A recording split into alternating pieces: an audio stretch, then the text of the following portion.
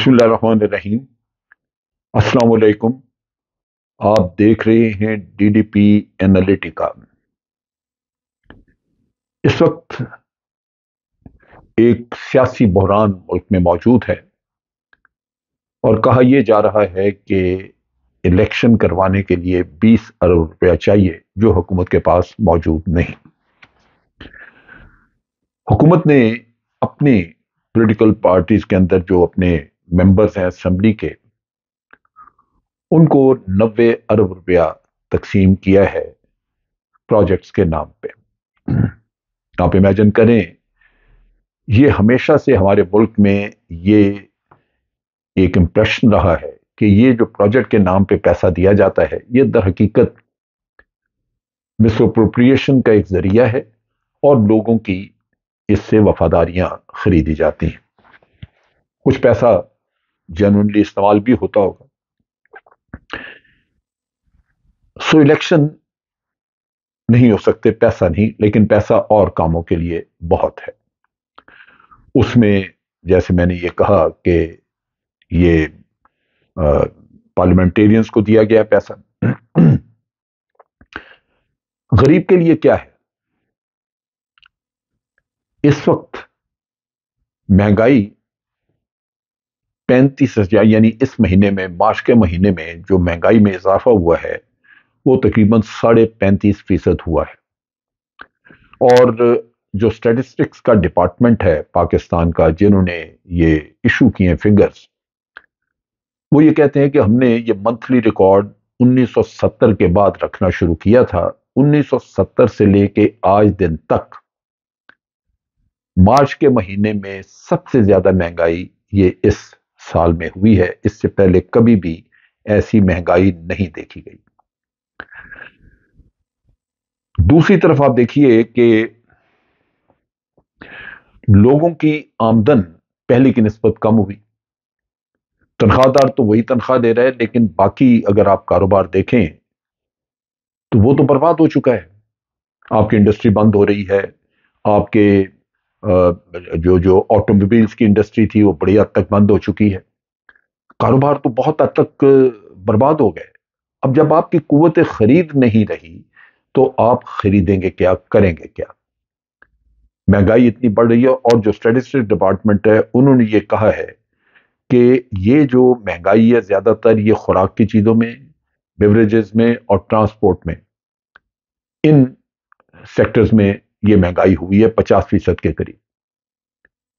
باقی ملا لیں تو اس میں ملا کے 35.5% بنتی ہے، لیکن 50% جو ایفیکٹ آیا ہے وہ خوراک اور بیوریجز وغیرہ اور اس کے ساتھ ساتھ ٹرانسپورٹ پہ، کیونکہ پیٹرول ڈیزل بہت مہنگا ہو گیا۔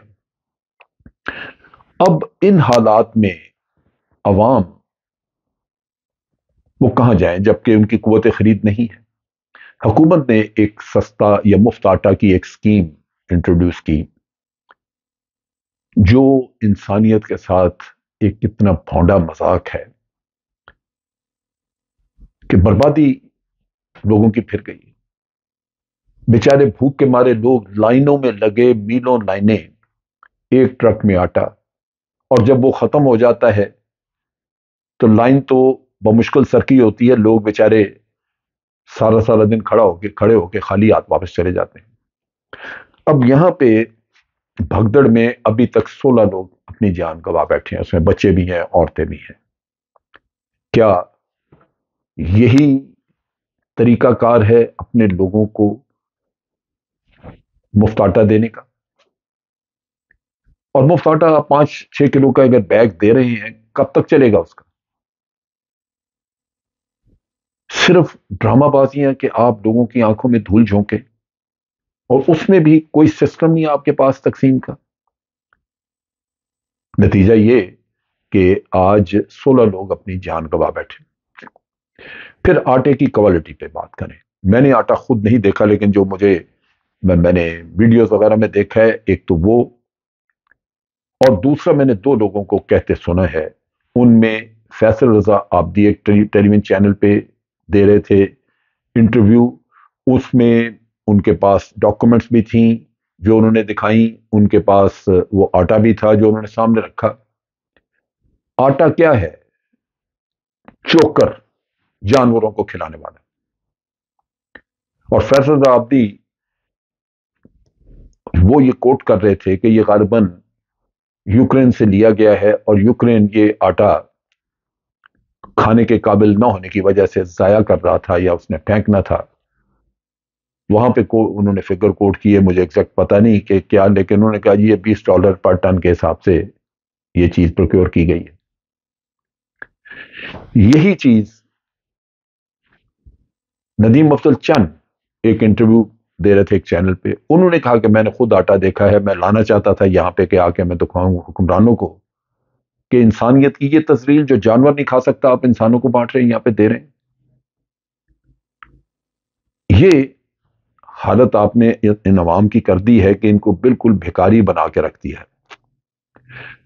جن گھروں میں 16 لاشیں چلے گئیں اور کئی زخمی بھی ہوئے لوگ، آپ سوچئے کہ ان بیچاروں کو کیا ملا، اور آئندہ بھی یہی کچھ ہوگا کیونکہ آپ نے تو اپنا طور طریقہ بدلا نہیں. اور افسوس اس بات کا ہے کہ یہ چیز جو ہم دے رہے ہیں لوگوں کو، یہ کھائیں گے بیماریاں بڑھیں گی، کون ذمہ دار ہوگا اس کا؟ اس کی ایک تحقیق ہونی چاہیے تھی کہ یہ کس نے پروکیور کیا. لگتا یوں ہے کہ اس میں بھی لوگ اپنا مال بنا گئے ہیں اور ایک ایسی چیز امپورٹ کر لی ہے جو کہ کسی بھی لحاظ سے انسانوں کے کھانے والی نہیں ہے. بارہا لوگ وہ آٹا لے کے دکھا رہے ہیں، لیکن میں تو یہ ٹیلی ویژن کے اوپر بیٹھے دو لوگوں کی میں بات چیت سننے کے بعد اس رائے پہ پہنچا ہوں. ندیم مفضل چند تو خود حکومت کا حصہ ہی ہوئی، وہ ایسے تو نہیں کہیں گے.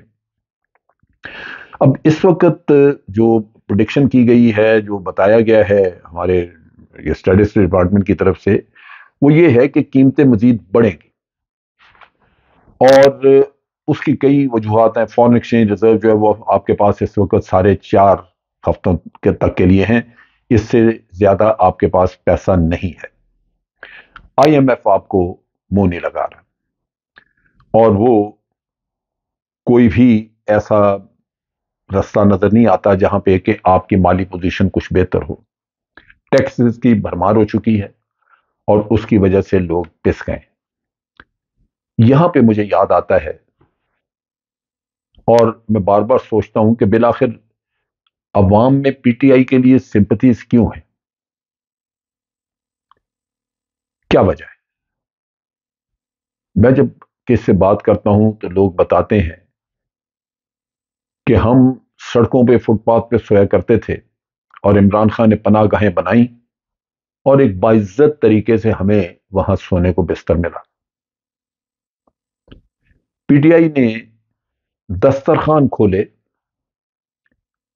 اور وہ غریب غربا جو بھوکے سڑکوں پہ مارے مارے پھرتے تھے ان کو کھانا ملنا شروع ہو گیا. یہ انسانیت کی بہت بڑی خدمت ہے، اور اس خدمت کے ساتھ ساتھ صرف انسانیت نہیں، یہ آپ کے اپنے پاکستان کے عوام کی خدمت ہے. آپ نے اپنے پاکستانیوں کو اگر انسان سمجھا، ان کو محبت دی، ان کو احترام دیا، اور اس کے ساتھ ساتھ ان کی بھوک کا انتظام بھی کیا. سڑک پہ سونے والے کو آپ نے کہیں چھت کے نیچے جگہ دے دی، اس کی تو دنیا بدل گئی.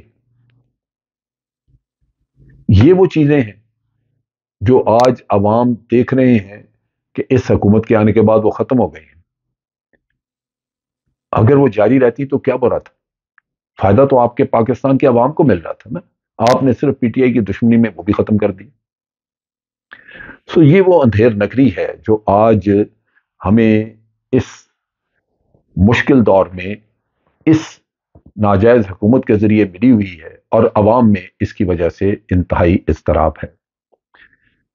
اب الیکشن سے جتنا جی چاہے آپ فرار حاصل کریں، نہ آپ کے پلے پرفارمنس ہے، نہ ہی آپ کے پاس پیسہ ہے، اور نہ ہی آپ اپنے عوام کی دیکھ بھال کرنے کے اہل ہیں. آپ وزیر اعظم کی دعا سن لیں. ان کی دعا یہی ہے کہ اللہ تعالیٰ ہماری آسانیاں دور فرمائے.